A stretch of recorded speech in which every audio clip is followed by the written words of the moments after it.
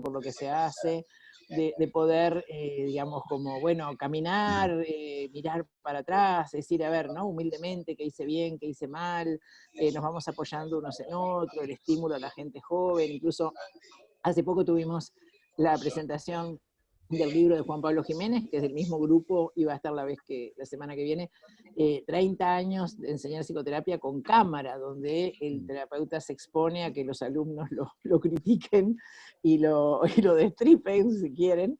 Me parece que es como un poco el espíritu de esto, ¿no? Entonces, Guillermo, a ver, ¿no? Que su formación básica de medicina, psiquiatría, psicoanálisis, complementada en muy cerca, en un doctorado muy cerca de Horst Kegele, que lo perdimos hace poco, y en aquella época también estaba el profesor Thomas, o sea, transmite, nosotros queríamos, me gustaba mucho que pudiera transmitirles a ustedes este espíritu de, digamos, la combinación, ¿no? De la solidez científica con el compromiso y con la permanente búsqueda. Por eso yo creo espíritu joven, ¿no? O sea, los años no pasan en ese sentido, y incluso tenemos un material que les vamos a estar arrimando, que produjeron ellos, que tiene que ver con un lugar que ha ocupado Guillermo en especial en Chile, que es ir abriendo servicios, ¿no? Ir abriendo servicios en distintos lugares. En este momento es profesor de titular de psiquiatría bueno, coordina lo que tiene que ver con la psicoterapia en la Universidad Católica de Chile, que es una universidad enorme, mucho mayor que la que tenemos acá.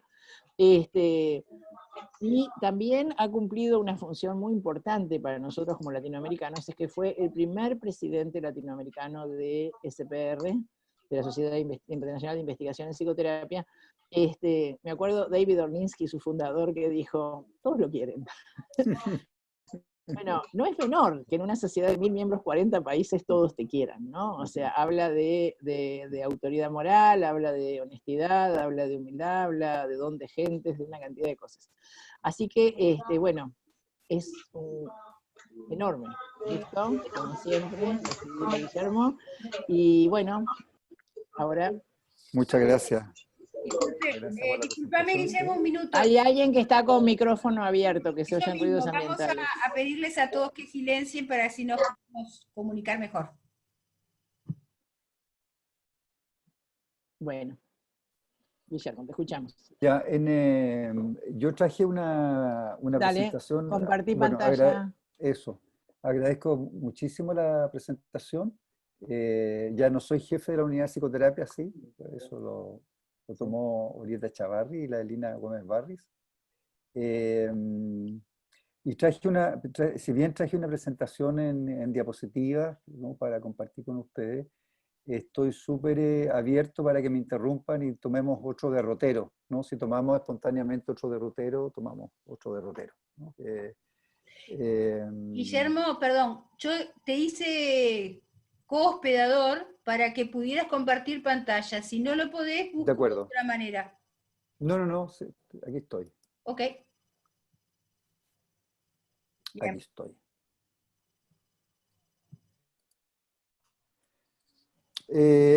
Lo que este título, digamos, ¿no? Psicoterapia de la depresión y depresión compleja en atención primaria de salud, propuesta de un modelo. Este modelo es producto de una historia que en parte relató Denise.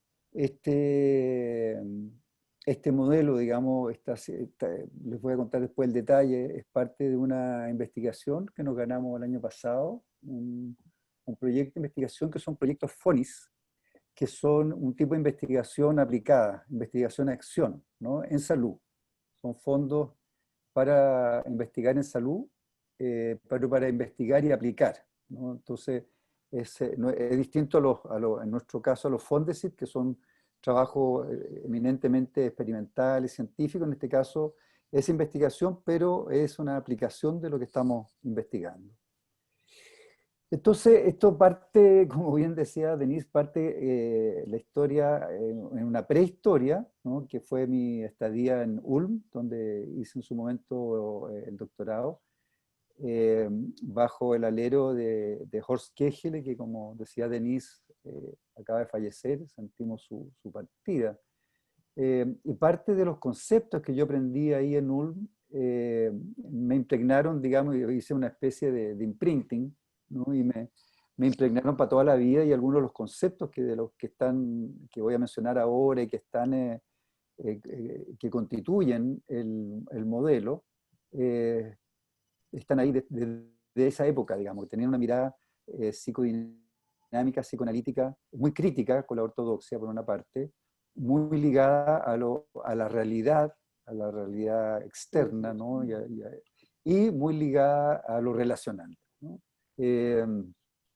A la vuelta de Alemania, ahí fundé, por inquietud, digamos, una inquietud de poder llevar la psicoterapia a mayor cantidad de posible gente, formé en distintos momentos con distintos colegas, con distintos equipos de trabajo, unidades de psicoterapia breve en el Hospital Psiquiátrico de Santiago, en el Hospital Salvador, y finalmente en la Católica. A eso se refería Denise ahora.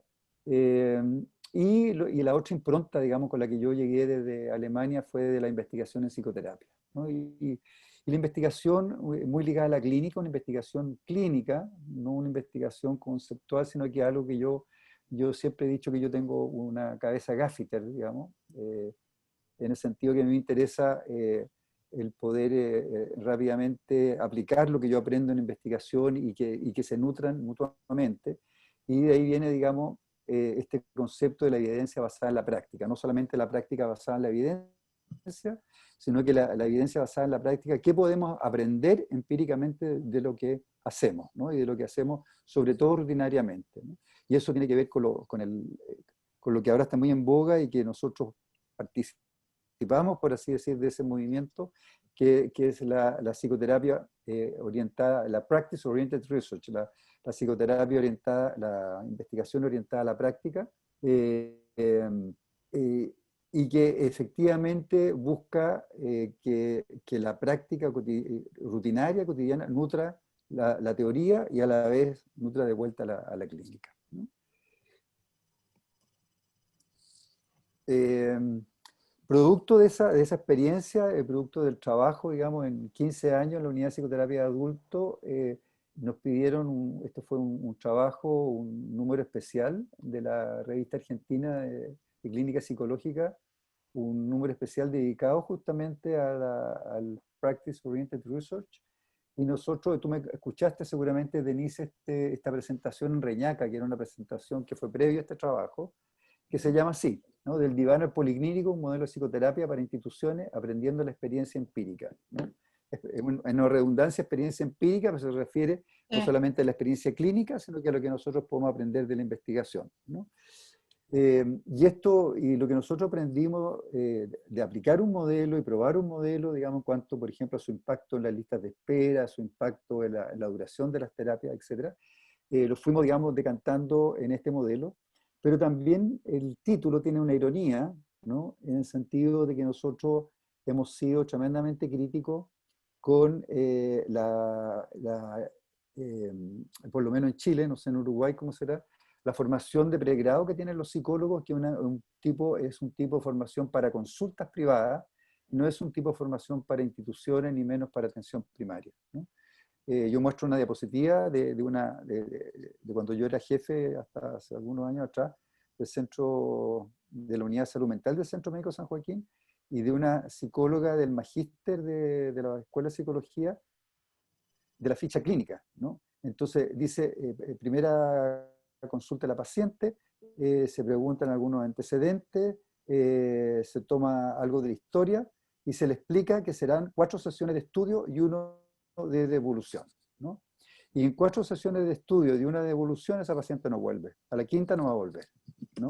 Es una paciente que hizo un gran esfuerzo para acudir, ¿no? Que incluso pagar la locomoción colectiva le resulta caro. Le resulta caro en este caso, un centro universitario, tienen que pagar algo, pero tienen que pagar, y eso igual es caro. Y para que la psicóloga tome muchos apuntes y a la quinta sesión le diga algo, digamos, esa paciente no va a volver, ¿no?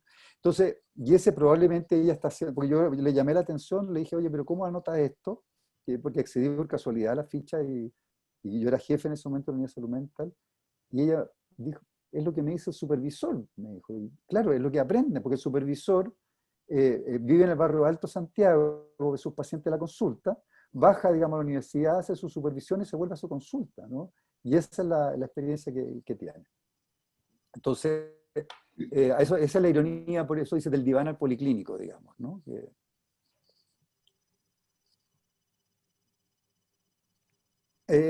Además, en este modelo, digamos, nosotros tuvimos una experiencia muy enriquecedora de hacer talleres del OPD, el diagnóstico psicodinámico operacionalizado, en atención primaria en el sur de Chile. Y fue una experiencia muy enriquecedora, por una parte, de poder, unos talleres que organizó Carla Krempen, que trabaja conmigo en el Fonix, y que fuimos para allá, y fue muy, eh, muy productivo. Yo no sé si tendrían que haber pagado ella al taller o nosotros a ella, porque aprendimos tanto nosotros de ellas, digamos, ¿no? Como ella de nosotros, sino quizás más nosotros de ella. Fue muy esclarecedor, y también el poder probar que lo que nosotros manejamos y conocemos les hace sentido también a ellas a ese nivel, digamos, ¿no? A nivel de la atención primaria, que trabajan en el sur, digamos, en situaciones, en zonas bien extremas, en situaciones bien precarias, y que le hace sentido.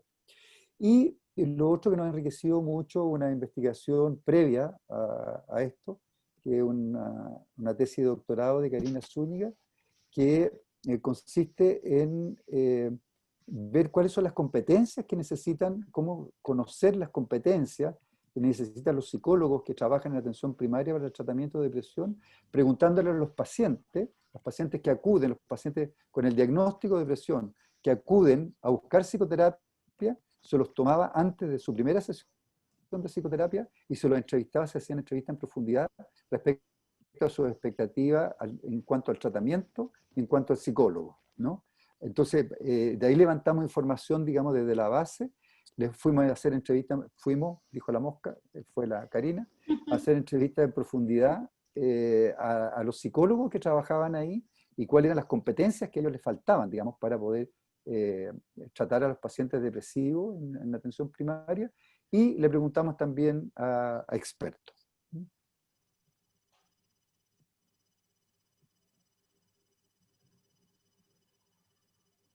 Nosotros, en un paso intermedio, esto lo decantamos en un concurso que hubo de la Universidad Católica, del Centro de Políticas Públicas, sobre proyectos de políticas públicas, digamos, ¿no? Estos son concursos que se abren 2 veces al año respecto a proponer, digamos, políticas públicas para el Estado, ¿no? Y nosotros ganamos esto porque es un proyecto financiado, digamos, y te financian por escribir, cosa que no viene mal, ¿no?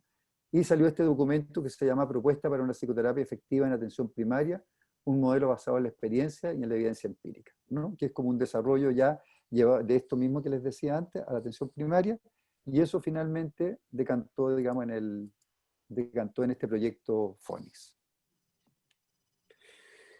Me pueden interrumpir y pueden comentar y lo que quieran, ¿no? Voy a contar un poco del contexto por qué se hace necesario, por qué es relevante, digamos, ¿no? Una psicoterapia en atención primaria, una psicoterapia para la depresión y la depresión compleja. Entonces, ¿por qué es relevante en Chile, ¿no? ¿Cómo es la situación actual de la atención primaria?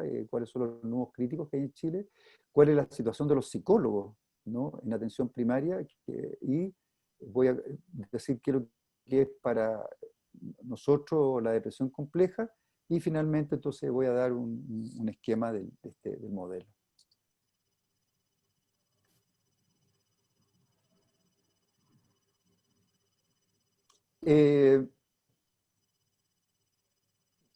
Bueno, esta es la situación, digamos, de la salud mental en Chile, que es bastante precaria, bastante mala, ¿no? Un tercio de la población mayor de 15 años ha presentado un trastorno mental durante su vida, un 22% ha sufrido uno durante el año pasado. Las condiciones neuropsiquiátricas son el subgrupo de enfermedades que más años de vida saludables perdidos por discapacidad concentra. Desde el 2008, las licencias médicas por enfermedad mental ocupan el primer puesto entre las razones de licencia. ¿Le dicen licencia médica a ustedes cuando la persona no puede ir a trabajar? Sí, sí, sí. El 15,8% de la población en el 15% hay presencia de síntomas depresivos, en el 15,8% hay presencia de síntomas depresivos. La prevalencia de la depresión a nivel nacional es de 6,2%, 20% más alta que el promedio mundial, ¿no? La proporción de mujeres deprimidas es de 10%, esto es 5 veces mayor que los hombres, normalmente de 2 a 1, nosotros tenemos de 5 a 1, ¿no? Y la mayor prevalencia se da en mujeres de bajo ingreso respecto a mujeres de alto ingreso. O sea, en Chile, ser mujer y pobre te pone en alto riesgo de depresión. Nosotros tenemos buenos modelos, buenos modelos en general, digamos, de estrategia en salud mental. Hemos seguido, digamos, las normativas para toda Latinoamérica que ustedes también han seguido, ¿no? Que de este Congreso Caracas, ¿no? de la OPS. Entonces, las estrategias en salud mental en Chile se han organizado desde 1993 a partir de los 3 planes nacionales de salud mental que tienen un progresivo énfasis comunitario y familiar, ¿no? Y no podemos estar sino de acuerdo con eso. O sea, todos sabemos, ¿no? Como psicoanalistas, como terapeuta de orientación psicodinámica, ¿no? Sabemos de la información dura, ¿no? Estoy como oscura yo aquí, fíjate. Un momento.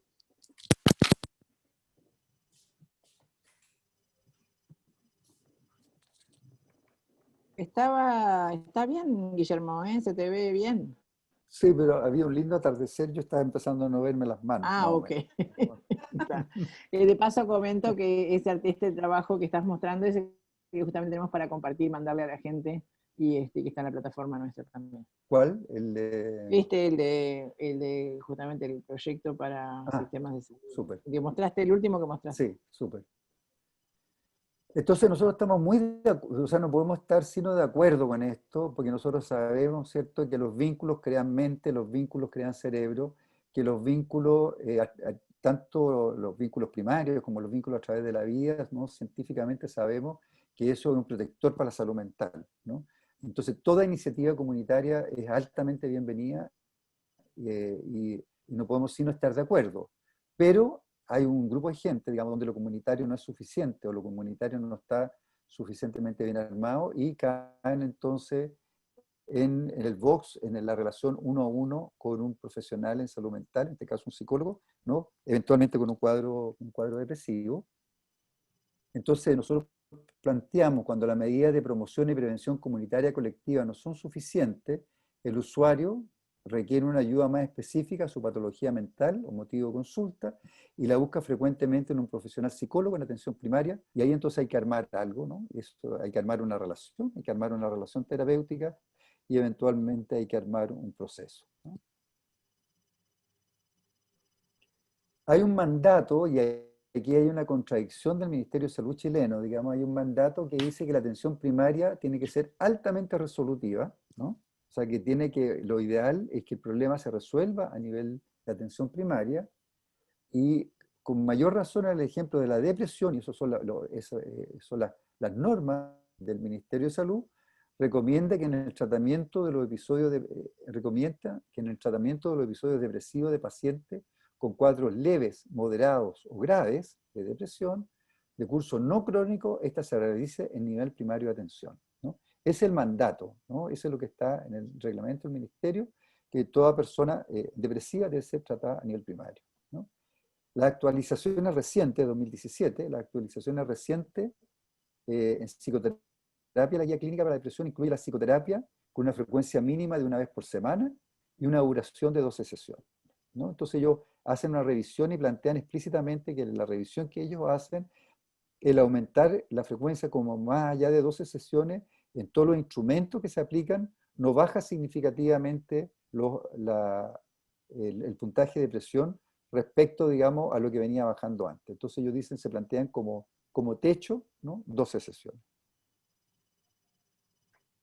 Sin embargo, obstaculiza la resolutividad, y estos son como nudos, ¿no? Que la psicoterapia no está incluida como prestación, ¿no? En ninguna parte dice, cuando hay que pagar, financiar, en ninguna parte dice psicoterapia, dice atención psicológica, pero son atenciones únicas, no como proceso. Se incentiva, y esto es súper complicado porque se incentiva la cobertura, ¿no? Y eso, digamos, se entiende que cuando esto se inició, ¿no? Se quisiera llegar a la mayor cantidad de personas posible. Pero aquí se plantea ahora un vicio porque se incentiva económicamente al psicólogo que vea los más pacientes nuevos posibles. Entonces, si el psicólogo ve el día lunes a las 9:30 a Juanita y hay una indicación de psicoterapia, le tendría que decir, venga el próximo lunes a las 9:30. Pero es que a las 9:30 no le conviene que venga la Juanita porque le van a pagar menos a la psicóloga. Le va a convenir que le pongan un paciente nuevo, ¿no? Entonces ahí hay una cosa como muy, muy complicada y contradictoria del sistema. Y eso hace, digamos, que la frecuencia de los pacientes sea baja al final porque los citan ahí donde cabe, ¿no? En un futuro lejano, ¿no? Imagínate qué proceso se puede armar con eso. Como tienen mucha presión asistencial, hay baja duración de las sesiones y hay altas listas de espera. Los psicólogos en Chile son los profesionales de la salud, digo, pongo entre comillas, porque no solamente se dedican a la salud, los psicólogos se dedican a otras cosas también, son los profesionales de la salud que más se gradúan en Chile, más que los médicos, más que enfermeras, más que terapeutas ocupacionales, más que cualquiera que trabaje en el área de la salud, más que kinesiólogos. Son los que más se han incorporado a la salud pública en los últimos 20 años, ¿ya? Porque con esta idea de llevar estos programas de salud mental a la atención primaria, han contratado mucha gente, los que más, profesionales que más han contratado en atención primaria, en salud pública en general, son psicólogos. La mayor parte del tiempo estos psicólogos la dedican a intervención en salud mental, pero este es un proyecto FONIS de una doctora, digamos, la doctora Beregal, que es salubrista.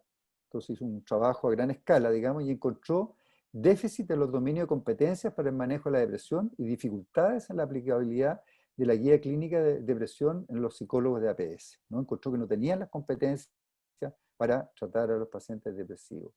Y los psicólogos entrevistados, ¿no? Estos que entrevistamos nosotros, tanto los noveles como los psicólogos más antiguos, critican su formación de pregrado, que no les sirve para trabajar en atención primaria, y se da esto que dicen, digamos, y lo que yo expliqué al principio, que reciben una formación tipo consulta privada que no les sirve para nada, digamos, en este trabajo en atención primaria.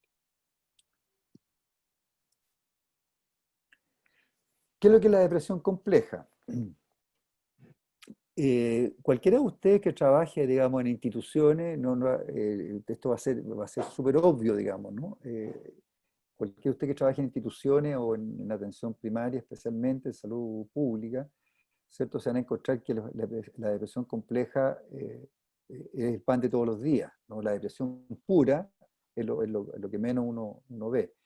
La noción de depresión compleja resulta más fiel a la realidad clínica etiológica, pero también es lo que deben enfrentar los profesionales en contextos de alta demanda, incluyendo atención primaria, especialmente en países de ingresos bajos y medios, donde se corresponde frecuentemente con lo que estos profesionales llaman pacientes difíciles. Y hay toda una literatura, digamos, respecto a qué son los pacientes difíciles en este contexto. Desde esta perspectiva, la depresión es un trastorno heterogéneo, teñido por el funcionamiento de la estructura de personalidad, por el estilo de la experiencia depresiva, por el riesgo suicida, por los factores contextuales y comorbilidades médicas que tienen un impacto en la respuesta que el usuario tiene al tratamiento. O sea, ¿cierto? Los factores que conllevan a que se complejice la depresión, a que el paciente se convierta en un paciente difícil, ¿cierto? Tiene que ver con el cuadro clínico, por ejemplo, depresión recurrente, tiene que ver con el trastorno, nosotros preferimos hablar de disfunción de personalidad, ¿no? Tiene que ver con la especial relación que establece el usuario con el profesional, producto no solamente de una, comilla, disfunción de personalidad, sino que por otras razones, por razones contextuales, por razones de dónde vienen, por razones de cómo son tratados afuera y cómo son tratados adentro, se produce muchas veces un maltrato del paciente al profesional. Por el estilo de personalidad, nosotros manejamos el estilo de personalidad anaclítico, dependiente, introyectivo, autocrítico como predictor de la depresión, tanto como un estilo de personalidad que tiñe la depresión, como la susceptibilidad. ¿Esto lo manejan ustedes o no? Como para, ¿no? El paciente, el estilo, todos nos podemos clasificar ya sea más bien anaclítico o más bien introyectivo. El modelo es basado psicodinámicamente, en el sentido de estas dos tareas vitales que tenemos, ¿no? Que la tarea de generar nuestro self y nuestra diferenciación, ¿no? Y eso tiene, que sería una tarea, y la otra tarea es vincularnos, ¿no? Que es la tarea contraria, ¿no? Ir hacia el objeto, pero también retirarnos del objeto para diferenciarnos, ¿no? Entonces, cuando esta tarea se ha desbalanceado, digamos, hacia el vínculo, sería un perfil más bien anaclítico, y son personas que buscan las relaciones, que buscan los vínculos, que tienen el peligro de hacerse dependientes y que se deprimen por pérdida del objeto, se deprimen por las separaciones, por los duelos, etc., ¿no? Ese sería como el perfil anaclítico. El perfil introyectivo es que el desbalance se da para el otro lado, ¿no? En cuanto a la autonomía, no le interesa vincularse con el objeto, ¿no? Están permanentemente atentos a diferenciarse, ¿no? Son personas tremendamente autoexigentes, tremendamente autocríticos, pueden adquirir un perfil más bien narcisista, digamos, en el sentido del perfeccionismo, el perfeccionismo autocrítico, y no se deprimen frente a las pérdidas porque los vínculos les interesan menos, se deprimen frente a los fracasos, ¿no? Y son más suicidales, ¿no? Son esos pacientes que frente a un fracaso, digamos, caen en estos hoyos existenciales, ¿no? Por esta severa, son estos pacientes depresivos, ¿no? Que se están autocriticando permanentemente, ¿no? Y que lo hice mal, es que no debía hacerlo así, porque fracasé, ¿no? Y que tienen un pronóstico, que son de peor pronóstico que los anaclíticos, porque en los trabajos del MIDAP, la literatura lo venía diciendo, pero nosotros lo vimos con mayor fuerza y algunas cosas como un poco diferentes. Por ejemplo, en nuestras muestras de MIDAP, los introyectivos, los autocríticos, son más suicidales que los anaclíticos, pero además desertan mucho más que los anaclíticos. Les cuesta muchísimo más establecer una alianza terapéutica, porque son muy críticos también por fuera, y son muy críticos con el terapeuta, ¿no? Y cuando uno mide los resultados terapéuticos, los resultados en los introyectivos son mucho más bajos que en los anaclíticos, ¿ya? Entonces que el terapeuta, eso complejiza a la persona de la depresión, si el estilo de personalidad, digamos, es más bien introyectivo, va a ser una depresión más complicada de tratar, y el terapeuta tiene que estar atento frente a qué estilo de personalidad es el paciente que tengo al frente, ¿no? Porque significa, por ejemplo, orientar estratégicamente la terapia de una manera distinta si estoy con un paciente anaclítico o introyectivo. El paciente anaclítico, según los estudios de MIDAP, andan siempre bien, ¿ya? O sea, intervenciones psicosociales, bien. Psicoterapia, bien. Cognitivo-conductual, bien, ¿no? Y yo creo que tiene que ver porque la dependencia les juega a favor, digamos, ¿no? Porque establecen un vínculo, bajan el puente del castillo, por así decir, y pasa, ¿no? Entonces, es bien, ¿no? Comillas, divertido. O sea, cuando uno los ve en cualquier intervención, siempre andan mejor respecto a lo introyectivo. Según Blatt, que fue el que acuñó esto, porque esto lo hizo muchos autores, ¿eh? Los cognitivo-conductuales también tienen la misma nomenclatura a la depresión. Beck tiene la misma nomenclatura, con otro nombre. Pero, y esto lo dijo, y Freud tiene, y Balin tiene esta misma nomenclatura con otros nombres, digamos, ¿no? Pero lo que, según Blatt, los introyectivos serían los pacientes que tendrían indicación de psicoanálisis propiamente tal, porque tendrían que estar como harto tiempo con él, digamos, ¿no? Y como estableciendo la alianza terapéutica, y esta mirada como más de insight les serviría más, ¿no? Otro aspecto que complejizan la depresión es la comorbilidad psíquica y somática. Por ejemplo, al revés, la comorbilidad más frecuente en consulta APS es depresión, ¿no? O sea, y la tremenda importancia, digamos, del contexto socioeconómico, ¿no? El género, ya lo mencioné. Lo cultural puede complejizar la depresión porque la persona puede tener una atribución culturalmente muy distinta a la del terapeuta respecto a por qué me deprimo, ¿no? Las experiencias adversas de la infancia, todo eso puede complejizar la depresión.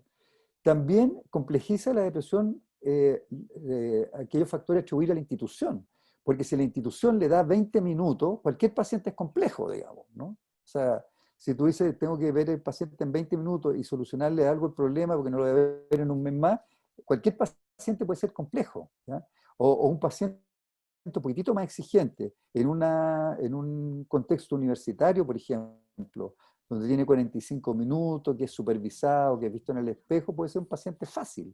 Pero ese paciente tú lo llevas a un contexto, digamos, de una institución tremendamente exigida, es un paciente difícil, es un paciente complejo, ¿no? Entonces también atribuirle a la institución y atribuirle a los terapeutas no solamente porque tengan o no tengan competencia, sino que por el estado mental de un terapeuta, ¿cierto? Que tiene que ver en una hora 4 pacientes, por ejemplo. ¿Cuál es el estado mental? Cualquier paciente puede ser relativamente complejo, relativamente difícil, y cualquier depresión puede ser relativamente compleja, ¿no? El grupo de la Candice Fisher con Alex Ben trataron este tema del paciente difícil, hicieron este diagrama que lo encuentro re bueno, digamos, en que como todos los factores están influidos entre sí, ¿no? O sea, las características propias, digamos, del paciente se relacionan, ¿no? Con el contexto para tratar al paciente, ¿no?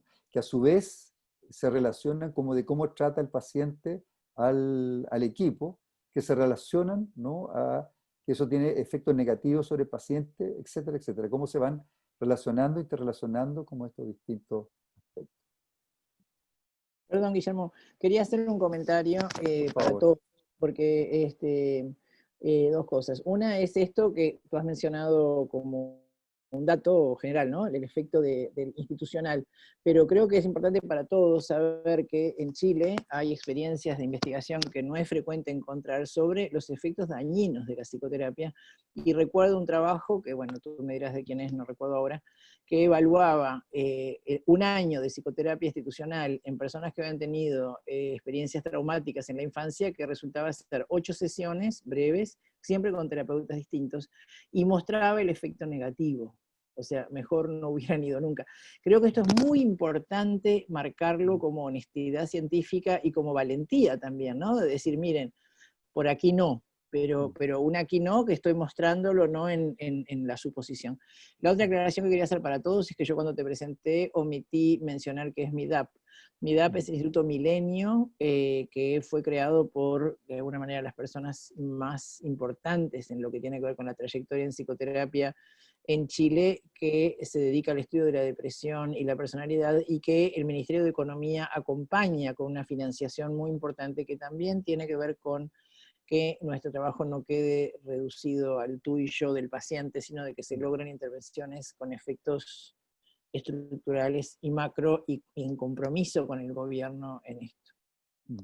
Claro, el instituto, sí, disculpen que no expliqué, el Instituto Milenio, la que es la originaria de esto es Marianne Krause, digamos, ¿no? Que es la que convocó, digamos, que al principio fue un núcleo milenio, un Instituto Milenio, y que son macro proyectos de investigación de duración de 10 años, ¿no? Se dan fondos para investigar 10 años, en 2 tandas, 5 años, que lo acabamos y que uno pasa examen, digamos, ¿no? En el sentido de que si todo va bien, te financian 5 años más.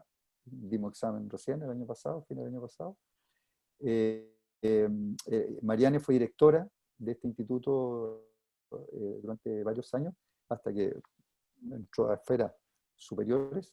Y hoy en día Juan Pablo Jiménez, justamente, que ustedes lo van a tener la próxima semana, digamos, ¿no? El director actual, así que les va a poder contar en Lo menciono detalle. en el sentido de que estamos hablando de atención primaria y por lo tanto no estamos hablando de ese mundo íntimo, digamos, de la consulta privada, y estamos hablando de alcanzar grandes poblaciones, Claro. y que el hecho de que el Ministerio de Economía en Chile comprometa durante 10 años una financiación muy importante de lo que yo creo que es el núcleo de los mejores profesionales en el terreno, habla muy bien como país, pero también habla muy bien de ustedes de haber por eso trascendido este encuentro íntimo a lograr acciones efectivas que perduren más allá del tú y yo del encuentro. Claro, para allá vamos, digamos, para allá queremos ir, ¿no?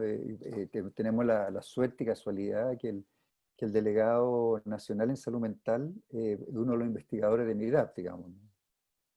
Digamos, primero fue investigador de MIDAP y después fue el agregado en salud mental del Ministerio de Salud, ¿no?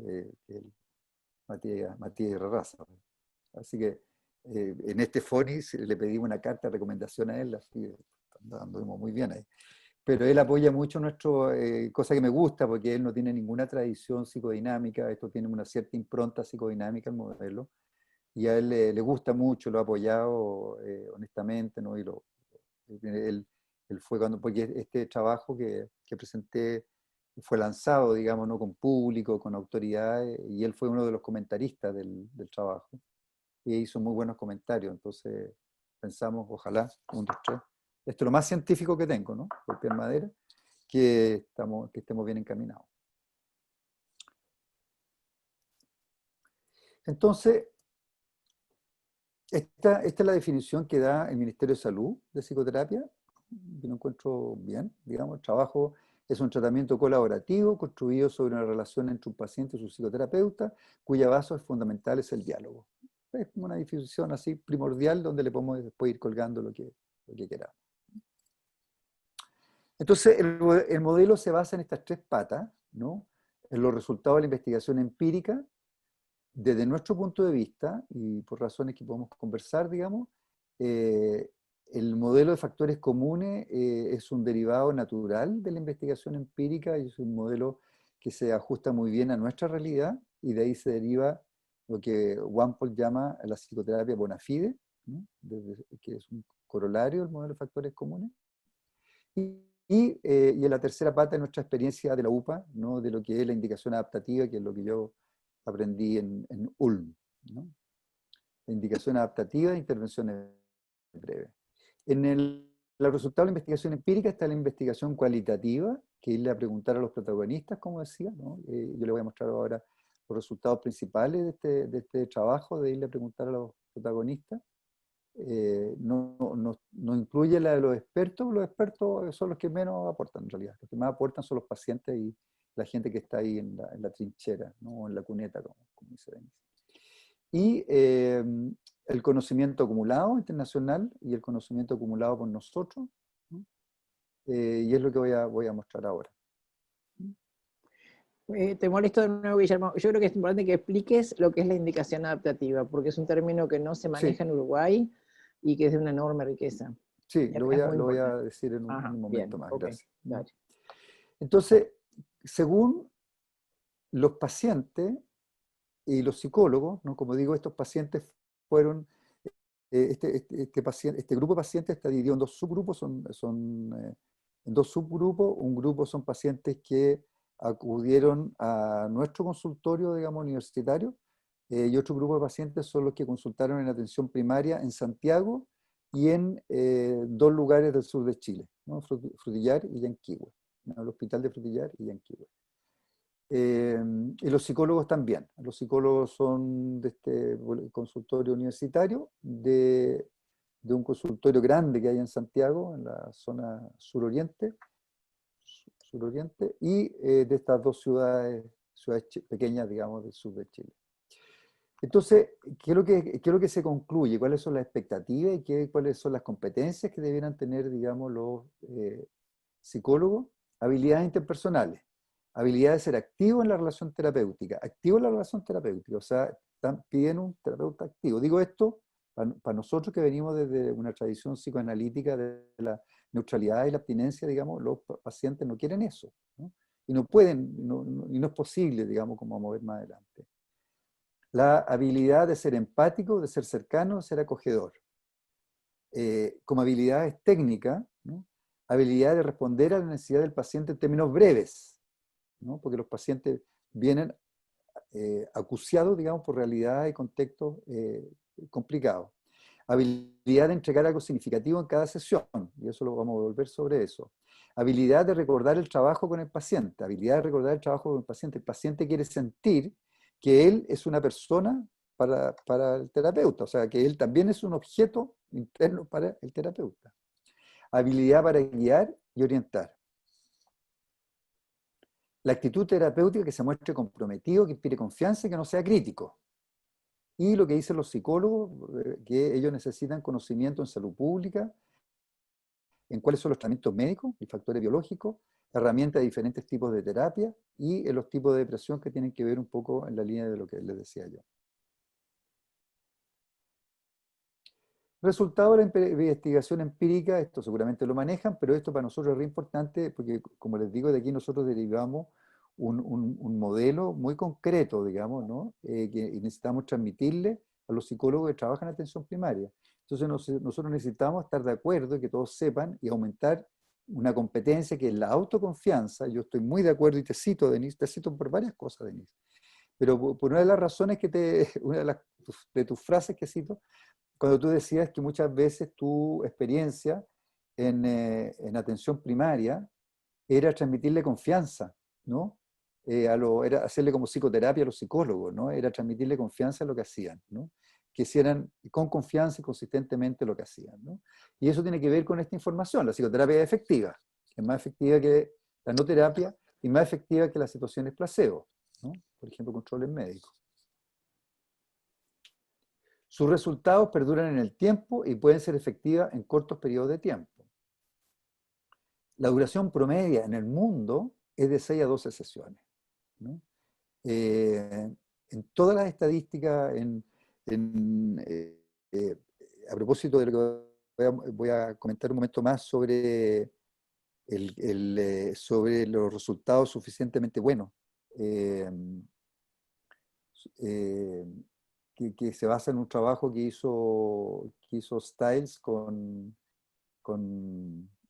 ay, ¿cómo se llama este gallo? Ahí lo reprimí.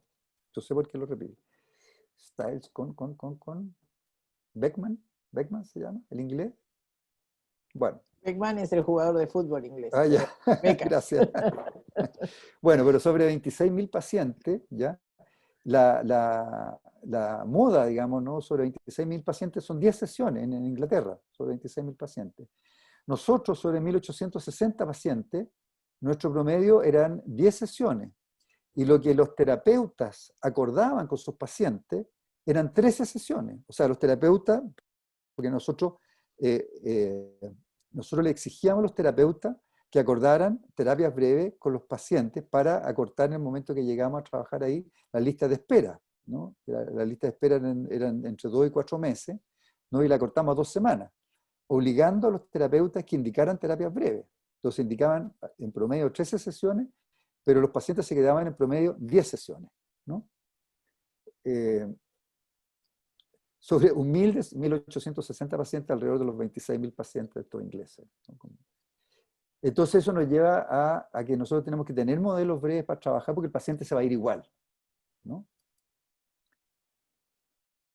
La frecuencia de 12 sesiones, por las razones que decía, ¿no? Por este estudio del MinSal. Las diferentes orientaciones teóricas de psicoterapia muestran equivalencia respecto a promover el cambio, ¿no? Las diferentes orientaciones teóricas de psicoterapia muestran equivalencia respecto a promover el cambio. Esto es súper importante, ¿no? Que hay distintos caminos que llevan a Roma, y para nosotros requiere importante porque los psicólogos que van a estar en atención primaria son psicólogos de distintas orientaciones, ¿no? Y no por ser de una orientación u otra orientación los va a hacer mejores psicólogos, ¿no? Nosotros tenemos ahí un poroto a favor, que cuando tuvieron que replantearse las guías clínicas de depresión en el año 2016,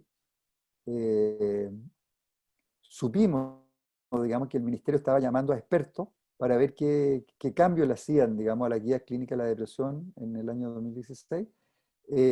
Nosotros supimos esto y pedimos ser parte del grupo de expertos, y representando nuestro grupo fue Lina Gómez Barris, ¿no?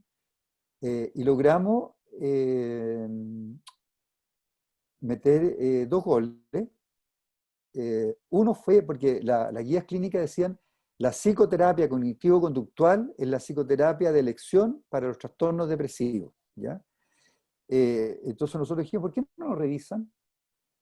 Nosotros proponemos que puede ser cualquier psicoterapia, desde esta perspectiva, ¿no? Entonces, porque eso pedían ellos pedían no que nosotros lleváramos temas de revisión, ¿no? Entonces revisaron la frecuencia, que lo pedimos nosotros, y revisaron el apellido de la psicoterapia. Y para espanto de colegas, quedó la psicoterapia sin apellido. Psicoterapia muda, ¿no? Sin apellido, con una frecuencia máxima de 12 sesiones. Entonces, y algo que hemos con Denise conversado muchas veces, que sabemos, ¿no? Y la técnica específica parece explicar no más del 5 al 15% del cambio, siendo más importantes los factores comunes como motivación, alianza, características relacionales del terapeuta, características relacionales del paciente, etcétera, ¿cierto? Entonces un modelo de factores comunes, ¿no? Un modelo de factores comunes explica mejor los resultados de la investigación empírica en psicoterapia que un modelo específico que asocie tipo de psicoterapia a categorías diagnósticas. Y nosotros, esto lo podemos conversar más adelante, ¿ah? No estamos, de lo que estamos completamente en contra es asociar diagnóstico con psicoterapia, ¿no? O sea, me acuerdo de una presentación que hizo un colega con su equipo, y la psicóloga del equipo tenía doble militancia porque trabajaba en la unidad de trastornos bipolares con este colega y trabajaba con nosotros en la unidad de psicoterapia. Entonces, él dijo, el colega dijo, el trastorno bipolar tiene indicación de psicoterapia cognitivo-conductual. A mí esas frases dichas así me hierve la sangre, digamos. Entonces, a ver, ¿qué parte del trastorno bipolar, qué parte le tratas tú con psicoterapia cognitivo-conductual? Bueno, y después cuando presenta la psicóloga, el ejemplo, presentaba en un caso clínico, y presenta a la psicóloga lo que hicieron con el paciente, yo estaba en total acuerdo con lo que había hecho la psicóloga, ¿no? Porque la psicóloga había manejado las dificultades estructurales, y se supone que es una psicóloga cognitivo-conductual. La psicóloga hizo lo que mejor pudo y lo hizo bien, ¿no? Con un paciente que tenía muchas dificultades en la estructura de personalidad, pero no le hizo una terapia cognitivo-conductual, ¿no? A veces le dio consejo, a veces lo orientó, a veces incluso le dio interpretación y hizo lo que mejor pudo, ¿no? Le hizo una psicoterapia, como voy a decir más adelante, una psicoterapia bona fide, una psicoterapia de buena fe, bien hecha, pero no era una psicoterapia cognitivo-conductual, ¿no? Para el diagnóstico. Lo que hizo, aquí entro al tema, hizo una indicación adaptativa. Eso es una indicación adaptativa, ¿no? Se adaptó lo que ella sabía, su armamentario, que era mucho más que un armamentario de cognitivo-conductual, adaptó su armamentario a las necesidades del paciente. Esa es la indicación adaptativa. Una indicación no adaptativa es que todo paciente, y esto lo acuñó Tome y Kechler, lo acuñaron ellos respecto a que en aquella época a todo el mundo se le indicaba psicoanálisis, ¿no? Entonces lo llamaron el hecho Procusto, digamos, ¿no? Entonces daban ellos el ejemplo del mito de Procusto, ¿no? Que tenía este lecho de una longitud dada, y a las personas que eran más largas que el lecho le cortaban las piernas para que cupieran en el lecho, ¿no? Entonces se llamaron el lecho Procusto. Entonces llamaban que el psicoanálisis era el lecho Procusto, que todos tenían que ajustarse, ¿no?, al psicoanálisis. Entonces dijeron, no, si es que el psicoanálisis se adapta a un paciente, bien, pero ya eso dijeron, es la indicación adaptativa. Y nosotros ampliamos el concepto de indicación adaptativa, digamos, de adaptarse no solamente a las necesidades del paciente, sino que la necesidad del paciente y su contexto, incluyendo también el contexto institucional en el sentido de qué podemos ofrecer buenamente nosotros, digamos, ¿no? O sea, que sacamos indicarle a un paciente algo que no podemos ofrecer, por ejemplo, ¿no? 3 veces a la semana y no tenemos dónde meter un paciente 3 veces a la semana. Entonces, el modelo de factores comunes dice, digamos, que se basa en lo que plantea Frank y en base a lo que plantea Wampole, ¿no?, que son suficientes y necesarios, todos, ¿no?, componentes suficientes y necesarios, todos, que existe una relación de confianza con carga emocional con una persona en función de ayuda. El contexto de la relación se da un encuadre de curación, donde el constante se presenta frente a un profesional en que confía que es capaz de proveer ayuda y que tiene un compromiso de salud mental adaptativo con él, ¿no? Yo estoy por que estés mejor. Existe una teoría que provee una explicación plausible de los síntomas y que prescribe procedimientos para resolverlos, ¿no? Y eso tiene que ver con la psicoterapia de bona fide. O sea, una teoría psicológica, o si quieren biológica, del enfermar y del curar.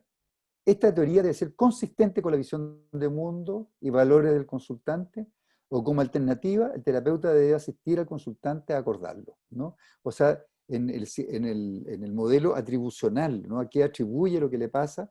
Tenemos que ir concordando, tener concordancia, ojalá de la partida, sino tener que ir concordando. Si la persona cree que sus crisis de pánico son por un tumor cerebral y no hay cómo sacarlo de ahí, no, todavía no está preparado una psicoterapia, ¿no?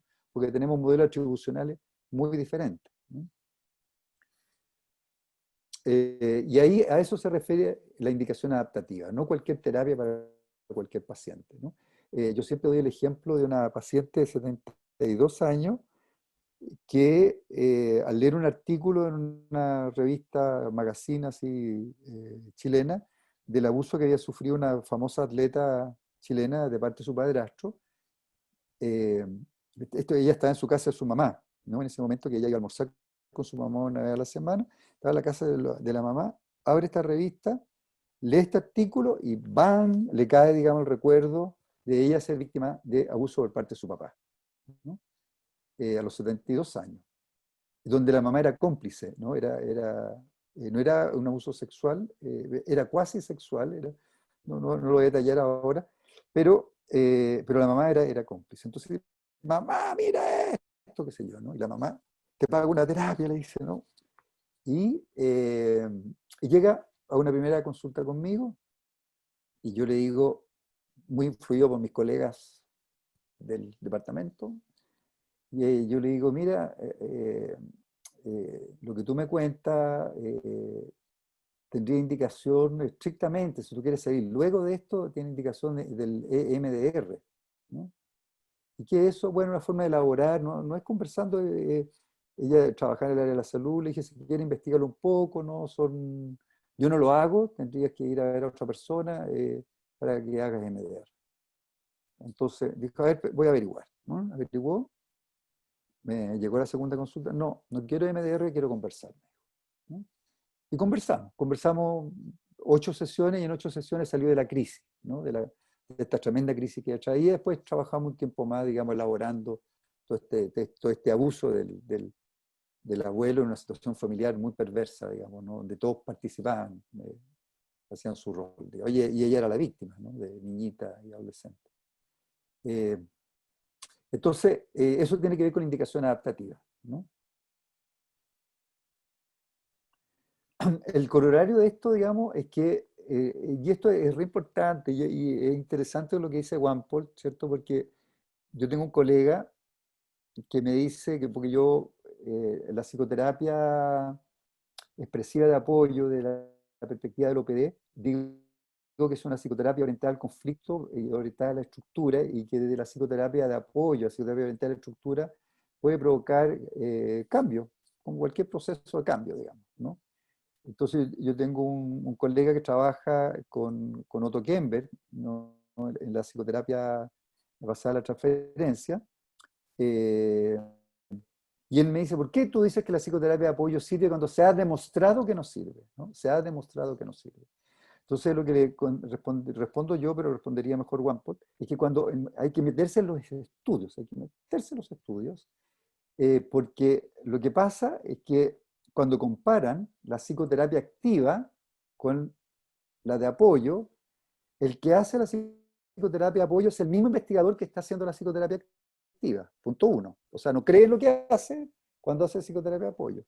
Segundo, esto lo analiza Wampot en la psicoterapia, justamente en la psicoterapia del trauma, para que sea inespecífica y sea de apoyo, le impiden al terapeuta que está haciendo la psicoterapia de apoyo, le impiden que hable del trauma. Un paciente traumatizado le impide que el terapeuta hable del trauma. Esa no es una psicoterapia bona fide, no es una psicoterapia de buena fe, ¿no? No es lo que espontáneamente el terapeuta haría en una indicación adaptativa, porque la indicación adaptativa es prima hermana de primer grado ayúdame, Denise, al concepto Styles, No sé. responsiveness. A Al la capacidad del responsiveness, terapeuta de responder claro.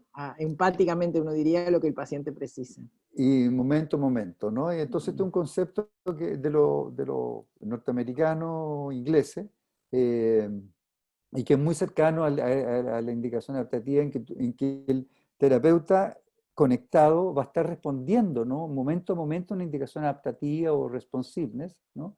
Y si ese terapeuta que está haciendo supuestamente esa psicoterapia de apoyo no puede hablar del trauma, ¿no?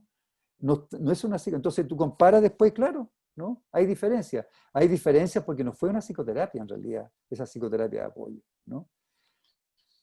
La historia del Good Psychiatric Management, interesante a este respecto, chula.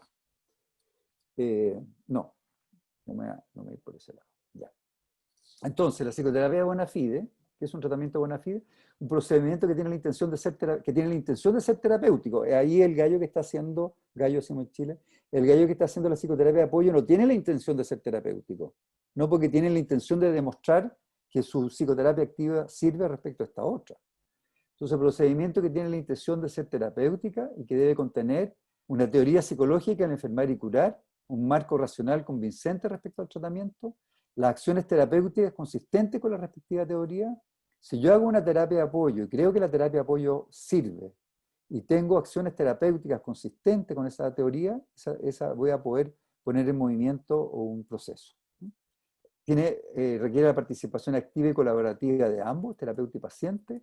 Además, se espera que el terapeuta realice sus típicas acciones terapéuticas. O sea, si no puede hablar del trauma, no está haciendo sus típicas acciones terapéuticas.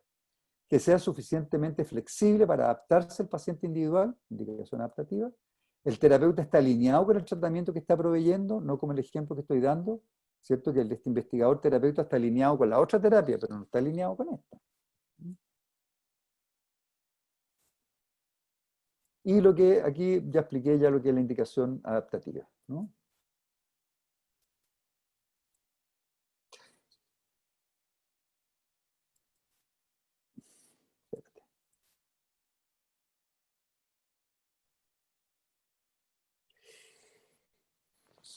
Entonces, en la indicación adaptativa, entonces el tratamiento se modifica para adaptarse al paciente en cuanto a sus necesidades, a la cultura, a los modelos explicativos, a su contexto, a sus dificultades de acceso, a su dificultad de mantención del proceso terapéutico.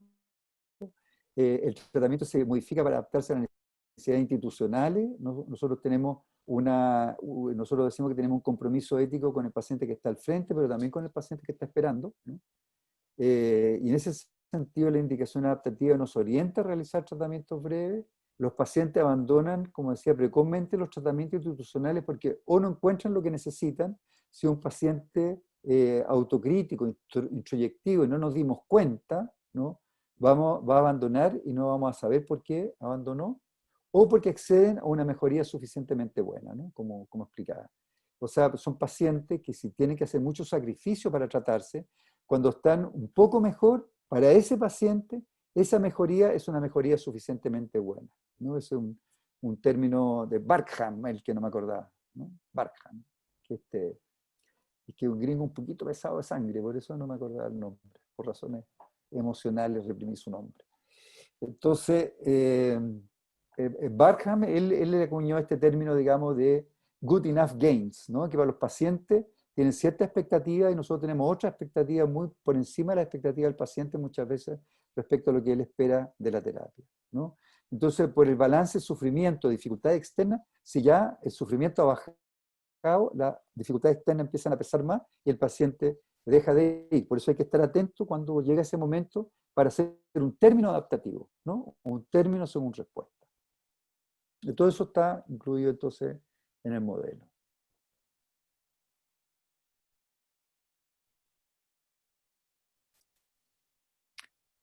Entonces, en esta tabla, con esto voy a ir terminando, ¿no? En esta tabla voy a mostrar cuáles son los elementos que debe contener, ¿no? Una psicoterapia para atención primaria, bueno, que tiene que ser una vez por semana. En las crisis tiene que durar 6 a 8 semanas. Psicoterapia no más de 12 sesiones por las razones que dije, digamos, razones más bien impuestas, ¿no? Pero esto siempre poniendo atención y discutiendo con el consultante el nivel de mejoría obtenido por esta idea del good enough gains, ¿no? Los pacientes difíciles va a ser necesario hacer series sucesivas de 12 sesiones, ¿no? con pausa según los recursos, estado del paciente en cada momento, pero con la idea de continuar la relación, ¿no? ¿Por qué no probamos, ahora terminemos estas 12 sesiones, probemos cómo te va y tú me consultas de nuevo, ¿no? Y si eso, tú me consultas de nuevo en un mes y medio, yo puedo empezar a ver otro paciente entre tanto, ¿no? Y voy achicando la lista de espera. La importancia, digamos, vital de la relación como palanca de cambio, ¿no? La alianza terapéutica, ustedes saben, en investigación, ¿no? Se ha decantado este modelo de la alianza vista como basada en 3 factores, en un vínculo positivo y en un consenso respecto a objetivo y respecto a tarea, ¿no? Tarea no es menor, porque a veces el paciente espera de uno una tarea que uno no puede hacer o uno le está pidiendo, no, tiene que ser explícito qué espera uno del paciente en cuanto a cómo es la pega, decimos nosotros, cómo es el trabajo que tiene que hacer durante el proceso terapéutico, ¿no? Tanto objetivo y tarea deben explicitarse al principio de la terapia. El vínculo, ¿no? Y el vínculo es un factor específico de cambio en pacientes más vulnerables, ¿no? Serie de sesiones con pacientes más vulnerables, acuñamos la frase nosotros, se termina la terapia, más no la relación, ¿no? Buscando una experiencia emocional reparadora. Y esa experiencia emocional reparadora, muchas veces, en el caso nuestro, muy así, y me ha tocado verlo en otras instituciones, esa experiencia emocional reparadora se establece con la institución, no necesariamente con el terapeuta individual.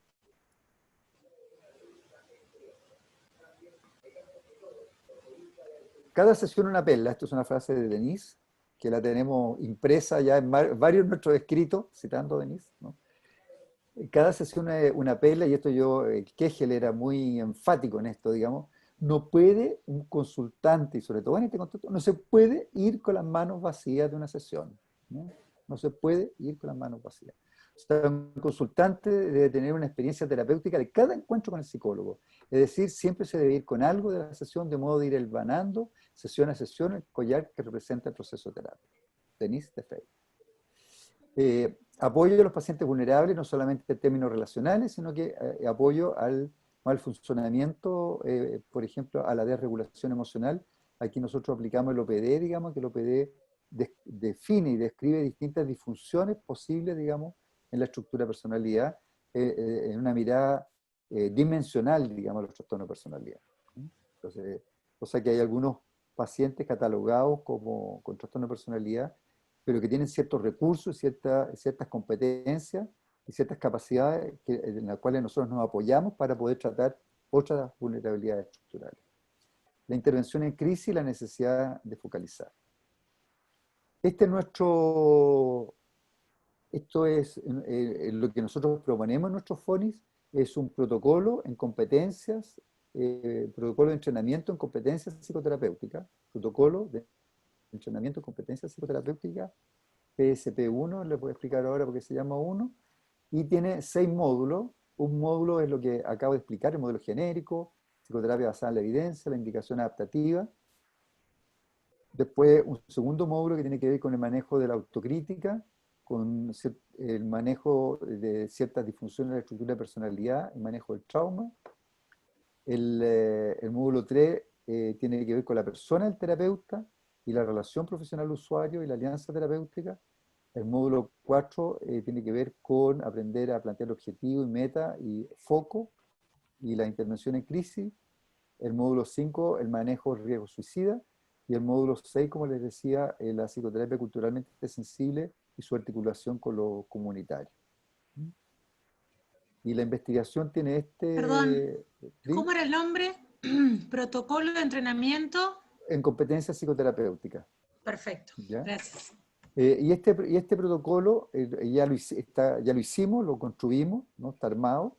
Y este protocolo estamos estas son las etapas, digamos, ¿no? del FONIS. Y nosotros estamos en este minuto en esta etapa. Nosotros hicimos este protocolo que se lo vamos pasando a jueces para hacer una validez Delphi. Tenemos 6 jueces que son expertos en la materia, 7 jueces. Algunos son expertos desde la academia, otros son expertos desde la salud pública y otros son expertos desde la atención primaria. y ellos califican, digamos, los contenidos, si estos contenidos son o no son relevantes, y son o no son útiles para entregar competencia a psicólogos que trabajan en atención primaria en el tratamiento de la depresión. Estamos acá en la primera ronda, estamos recibiendo la respuesta de la primera ronda de este proceso de validez Delphi. Cuando ese esté listo, esté validado, vamos a evacuar un documento. Ese documento lo vamos a subir en una plataforma de e-learning, ¿no? Convertido en un instrumento de aprendizaje a distancia. Digamos, hay todo un proceso de transformación de un documento escrito a una plataforma con video, ejemplo, dibujo, etcétera, etcétera, para subirlo a una plataforma, y ahí ya se deja llamar protocolo de entrenamiento en competencias y se pasa a llamar programa de entrenamiento en competencias psicoterapéuticas 2. Una vez que esto esté armado, tenemos un grupo de 12 psicólogos que están distribuidos exactamente en los policlínicos donde les dije que habíamos recogido la información, en un consultorio de atención primaria en Santiago y 2 del sur de Chile, y vamos a hacer con ellos un estudio de aceptabilidad. Ellos se van a someter a este curso que dura 12 semanas, con 2,5 horas, 2 horas y media semanales de trabajo. Y una vez terminado el curso, y después vamos a hacer un follow-up, vamos a hacer un estudio de aceptabilidad, o sea, si es que ellos sintieron que les servía, si era útil, etcétera, etcétera. Y con el feedback de ello vamos a hacer la redacción final de este programa de entrenamiento de competencias psicoterapéuticas 3. ¿No? Y eso pensamos pasárselo al Ministerio de Salud, ¿no? Eso sería el próximo año. Entonces estamos en esta etapa nosotros. Eso sería. Muchas gracias. A ver, saca la pantalla, Guillermo. Ahí va, Sí. así nos vemos todos. Bueno, la idea es que sea un conversatorio, así que todo el mundo que quiera participar está invitado. Como hagan alguna señal. Tenemos varias pantallas, azul. Tenemos 3 pantallas, entonces eso nos complica un poquito para estar atentos a los que quieran hablar, así que... ¿Y la manito azul? La manito azul, pero yo por lo menos no tengo manito, no sé ustedes. Si, si eres coordinadora no tienes manito. No. Ah, bueno. Entonces, la manito azul. Yo, mientras tanto, voy a hacer 2 breves comentarios. Uno es, me pareció muy interesante este modelo de los pacientes difíciles, seguirlos en bloques de 12 sesiones, y me hace acordar 3 conceptos. Uno, el de terapeuta de cabecera, que lo acuñamos nosotros, ¿no? Esto que tú mismo dijiste, se termina este trabajo, pero no la relación, y tiene que ver con el concepto de Winnicott de Howling, existir en la mente de alguien como una especie de terapia latente en el éter. Y viceversa, ¿no? Y viceversa. Y o sea, que el paciente sienta que también tú lo estás sosteniendo en tu cabeza. No, por eso, existir en la mente de alguien es que el terapeuta sé quién sos. Exactamente, exactamente. Otro concepto en relación con esto es las terapias breves largas de la Universidad de Ginebra, donde en los pacientes sobre todo pacientes muy primitivos, muy arcaicos, los ven una vez cada 6 meses, a lo largo de 40 años, y en los momentos de crisis, y terapias breves largas. Y el otro es el concepto de terapia intermitente a lo largo de la vida, que no puedo decir más nada, porque es un título de un libro que vi una vez y no me fijé de quién era, así que alguien tuvo una buena idea, pero ni compré el libro, ni sé quién lo dijo. El otro comentario es, me parece fantástico el nombre experiencia emocional reparadora, porque siempre sale la experiencia emocional correctiva, que suena a un super yo, a ver, que se te cae arriba, ¿eh? Pero reparadora, hemos tenido, Fiorini lo renombró también como experiencia vincular creativa, que también es un muy lindo nombre, pero te lo robo, vos me robás cosas a mí, yo te lo voy a robar a ti. Bueno, gente... No, es de Ganderson, no es mía, es de Ganderson. Ganderson, no lo conozco. Bueno, Ganderson, voy a contar en su momento la anécdota de Ganderson, que es re interesante. Bueno, dale. Ahora, contala ahora, que después nos olvidamos. No, pues Ganderson es una eminencia, murió hace un año, digamos. Igual que Kegel, se murió no muy viejo. Ganderson es una gran eminencia, digamos, en trastorno limítrofe de personalidad, dicho así, como diagnóstico categorial, ¿no? Ajá. Trastorno limítrofe de personalidad, ¿no? Es una gran eminencia, miles de libros, qué sé yo. Pero lo entretenido, que él se prestó para que otra autora, y me imagino igualmente, porque no manejó esa literatura del DBT, otra autora le pidió que el manejo psiquiátrico normal que ellos hacían fuera grupo control del DBT. DBT todos lo conocen, ¿no? Para el nadie trastorno lo conoce, limítrofe de casi nadie lo personalidad, conoce. Pero la psicoterapia conductual dialéctica, de Marshall Linehan. DBT, de la Marshall Linehan, ¿no? La psicoterapia conductual dialéctica Marshall. Entonces hicieron un gran estudio, digamos, de comparación entre el DBT y él tenía que hacer un General Psychiatric Management, manejo psiquiátrico general. Eso es lo que tenía que hacer él y su grupo, ¿ya? Entonces, hicieron estos trabajos doble ciego, estos limítrofes para allá, estos limítrofes para acá, no doble, pero ciego, ¿no? Este limítrofe para allá, este limítrofe para acá. Entonces, uno DBT y el otro General Psychiatric Management. ¿Qué es lo que encontraron? Que en todas las variables, en todas, suicidalidad, corte, en todas, anduvieron exactamente igual. Ni una diferencia. Y los que le iba mal, a los DBT, a los que le iba mal es en las relaciones sentimentales. Pero aquí también le iba mal a las relaciones sentimentales, ¿no? En que le iba mal en DBT la calidad de trabajo que obtenían los pacientes. Aquí también le iba exactamente igual. O sea, no hubo ni una diferencia. Entonces, Gunderson decidió cambiar de General Psychiatric Management a Good Psychiatric Obvio. Management. Obvio. Y la Marshall Linehan debe haber tenido 800 ataques. Y publicó un libro, ¿no? Se lo recomiendo, un manual de Good Psychiatric Management, y se lo recomiendo porque es un libro donde, y además que tú ves los pacientes y es el mismo abanico paciente que tienen todos ustedes, que entrarían dentro de los limítrofes que son muy diferentes entre sí, ¿no? O sea, está el paciente multi traumatizado, digamos, ¿no? con trauma complejo, está la paciente histeroide, multiactuadora y promiscua, etc. Gran abanico.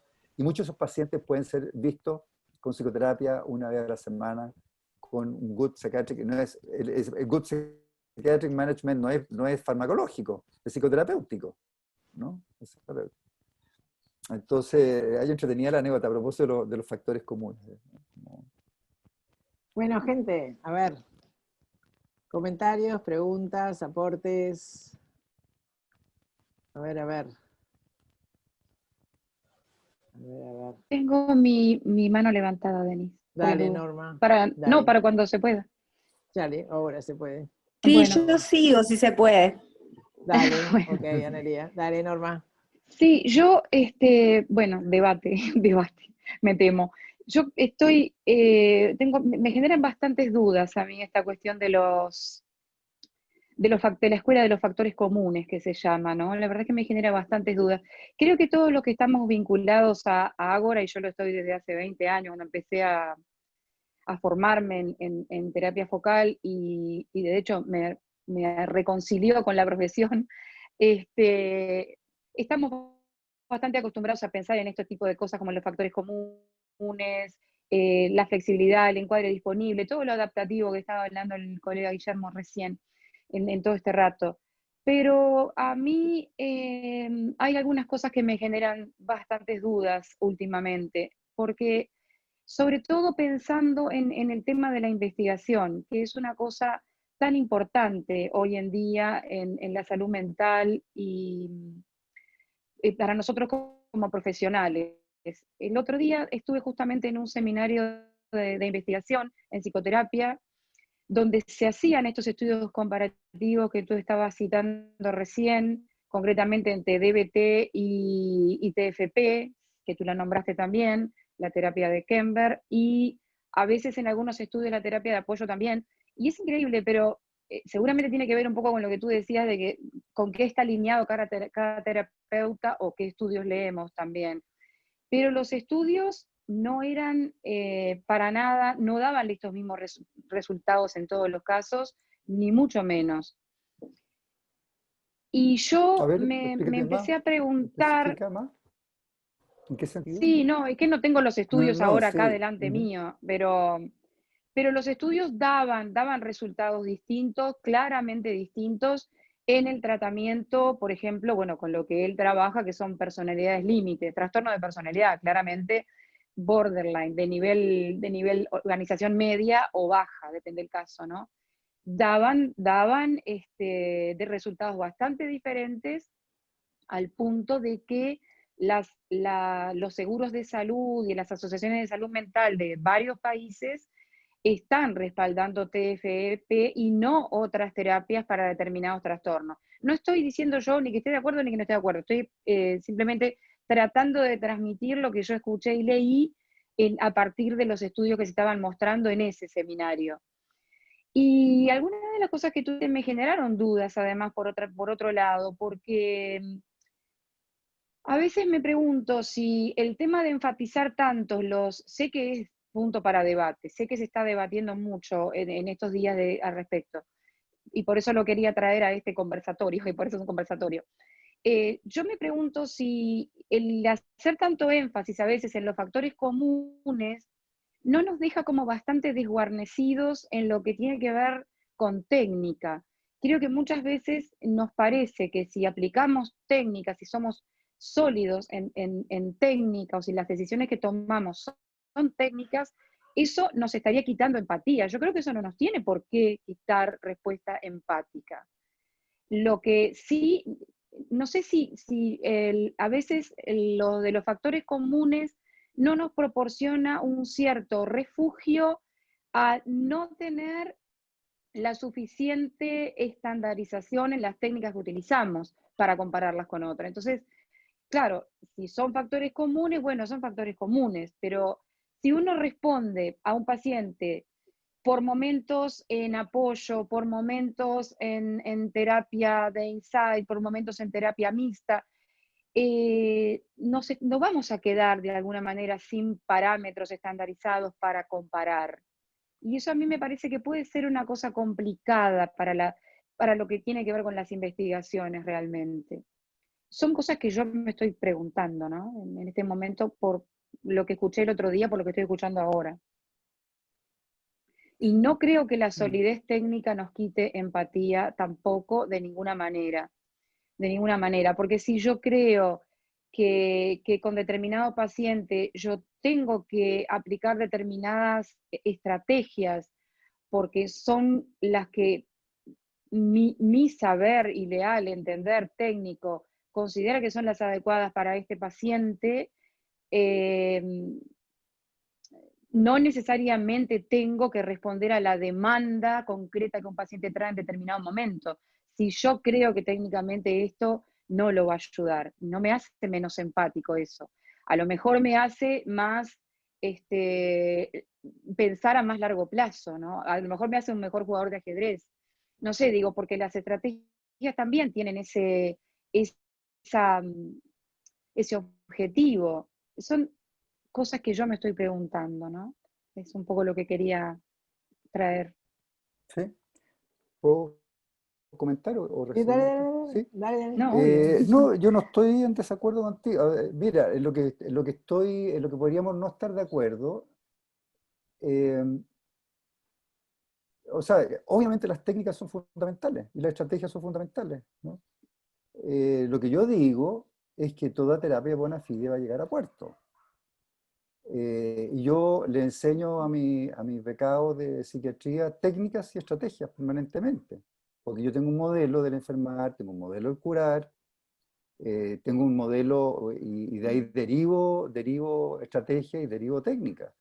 Y le enseño estrategia y técnica según la indicación adaptativa a cada paciente, si hay que hacer una psicoterapia más bien expresiva o más bien orientada al cambio estructural, digamos, ¿no? Orientada a la estructura. Y para llegar a puerto una psicoterapia orientada a la estructura tengo totalmente técnica y estrategia. Lo que yo digo es que mis técnicas y estrategias no necesariamente son mejores o superiores, digamos, que el vecino que tiene otras técnicas y estrategias. O sea, porque yo creo que efectivamente las cajas pagan DBT, ¿cierto? pagan probablemente la terapia de mentalización de Bateman, pagan la terapia de Otto Kemper, pero son modelos de cambio completamente diferentes, ¿no? Y Sí, todas seguro. llegan a puerto. Es que por eso, cuando tú decís llegan a puerto, primero habría que definir a qué puerto quiere llegar cada quien, porque ahí tenés, ahí No, podés pero estar comparando cosas pero distintas. no, pero si quieren aparecer en una revista, digamos, o quieren ser financiadas por las cajas, ¿no? Tienen que llegar a puerto, digo, en este minuto, digamos, tener un apoyo empírico Sí, sí. suficiente, ¿cierto? Un apoyo empírico, digamos, ¿no? Tienen apoyo empírico en estudios en RCT, digamos, ¿no? Con estudios controlados al azar, etcétera. Tienen apoyo Sí, empírico. sí. Pero las tres tienen teorías de base completamente diferentes, o sea, completamente distintas, ¿no? Totalmente. Y obtienen resultados. No, ese es mi punto. Y Es que justamente esos estudios los empezaron ellos porque lo que decían, justo lo que tú estás diciendo ahora, porque las cajas estaban pagando solo DBT por este mito de que son breves y que además dan resultados. Entonces quisieron probar eso. Y claro, para eso tuvieron que estandarizar la técnica, porque la técnica de claro, la DBT está muy, muy estandarizada. Entonces no quedó otro remedio, porque si no, no tenés forma de comparar. sí, por eso.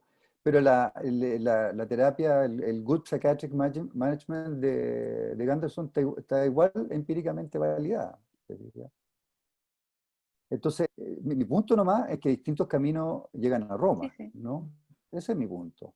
No que tú con cualquier persona hagas cualquier cosa, digamos, ¿no? O sea, por eso cuando yo hago esa listita, no yo la hace Juan Paul, digamos, esa listita, digo suficiente y necesario, los cuatro elementos, digamos, ¿no? O de lo que es una psicoterapia bona fide. ¿Sí? Entonces no es contradictorio. Ahora, yo creo que sí hay especificidad, pero igual son distintas especificidades. Yo, de nuevo, no estoy de acuerdo y lo reafirmo. O sea, no estoy de acuerdo porque para trastorno limítrofe de personalidad DBT. Bueno, ¿y por qué no terapia de la mentalización de Bateman? ¿No? Está igualmente probado. Entonces, ¿sabes lo que te respondería? Indicación adaptativa, porque los pacientes que recibe Kemper son altamente seleccionados, ¿no? No recibe cualquier paciente, porque tiene que traspasar, tiene que estar trabajando, tiene que estar estudiando, son un pacientes seleccionados que funcionan bien ahí, que aguantan la confrontación, ¿no? Aguantan un estilo un poco más provocativo, que otros pacientes se van, ¿no? Y a lo mejor funcionan mejor con Bateman, digamos, ¿no? Que tiene un terapeuta empático, como que no entiende mucho, como que le va preguntando, ¿no? Pero que a lo mejor funcionan mal con pacientes con rasgos antisociales, por ejemplo. Indicación adaptativa.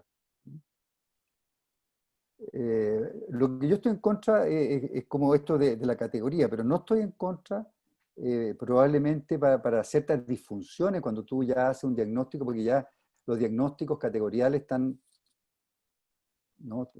quedando atrás, ¿no? Sí. Los diagnósticos categoriales. Y lo que viene, digamos, son tanto los diagnósticos dimensionales como los diagnósticos funcionales transdiagnóstico categorial, ¿no? Sí. Entonces, ¿cómo trato yo la disfunción de la desregulación emocional?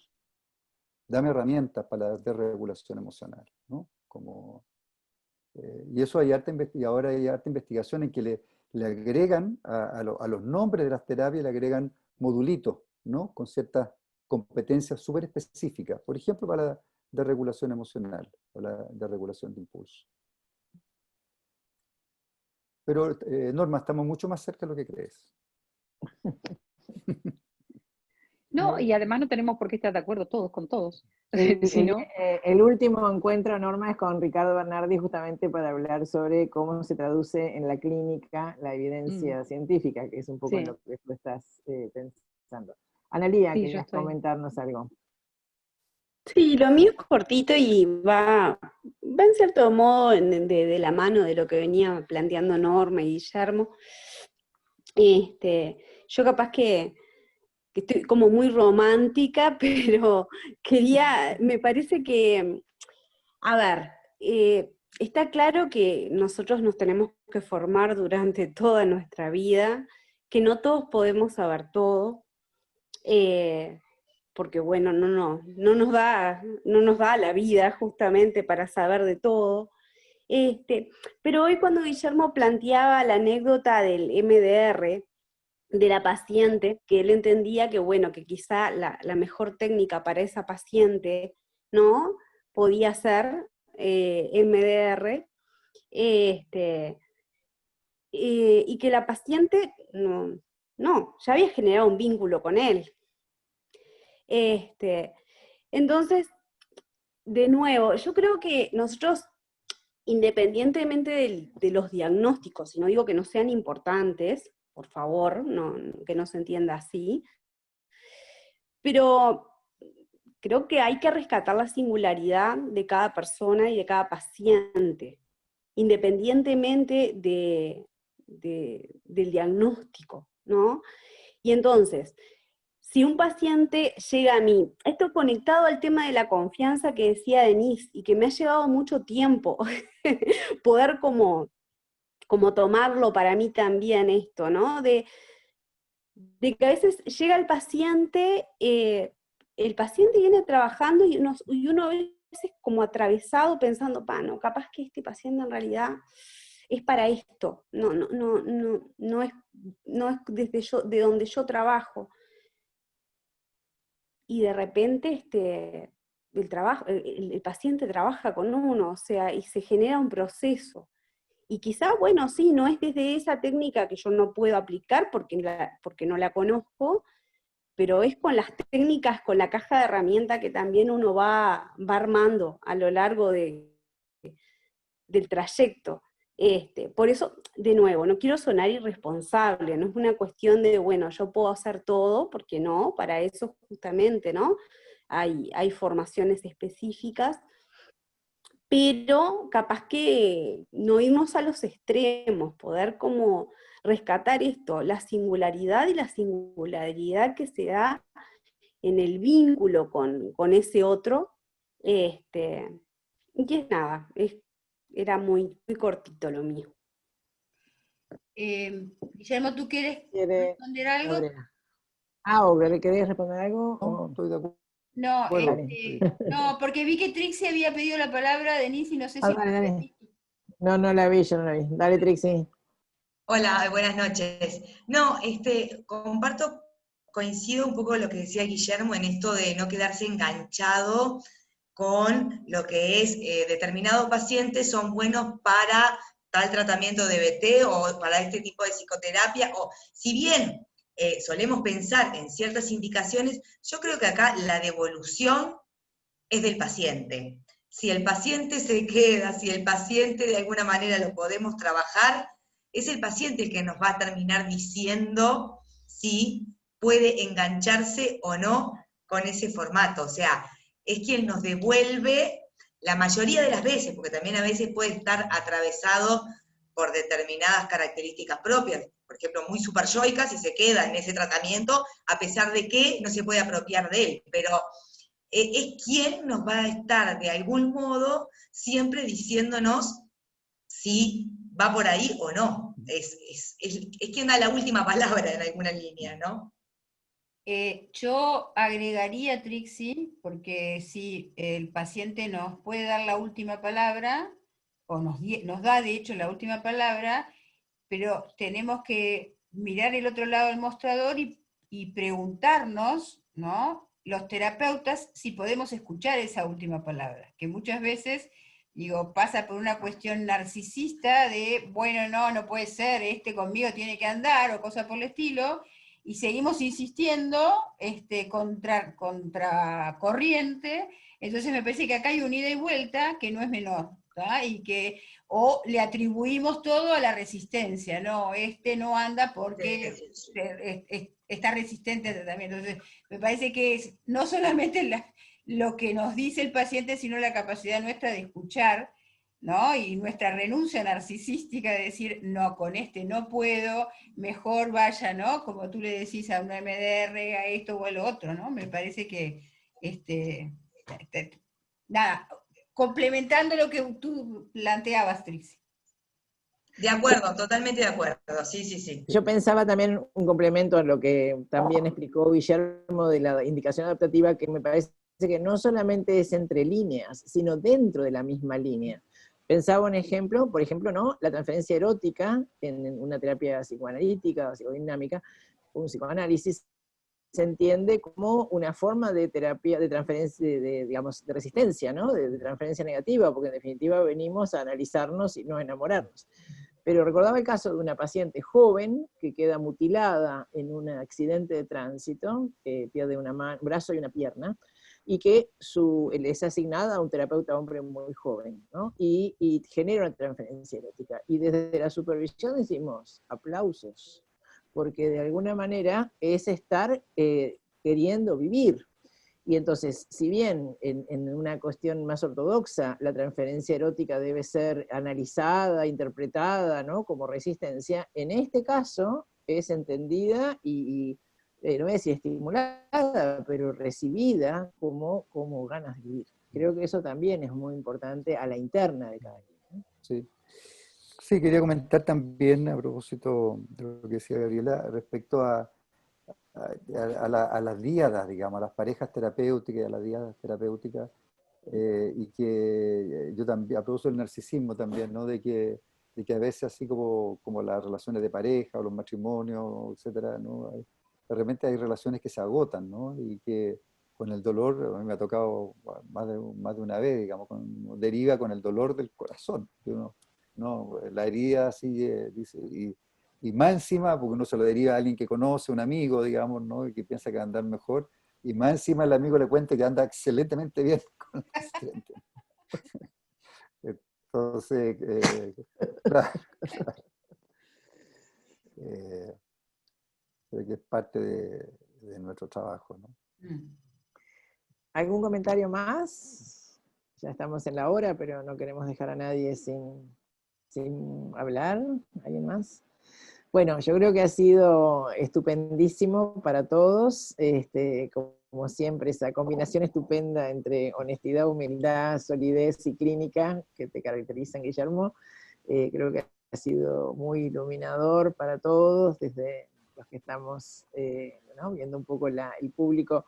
Tenemos gente que está empezando, tenemos gente con muchos años de experiencia, ¿no? Tenemos alumnos, tenemos docentes, y realmente creo que ha sido una presentación que nos llena a todos, porque en distintos aspectos y en distintos componentes, ¿no? De lo que nos has compartido, todos creo que cogemos mucho. Así que bueno, muchas gracias. Muchas gracias a ustedes, ¿no? Muchas gracias por la invitación, ¿no? Al contrario, un placer haberte recibido.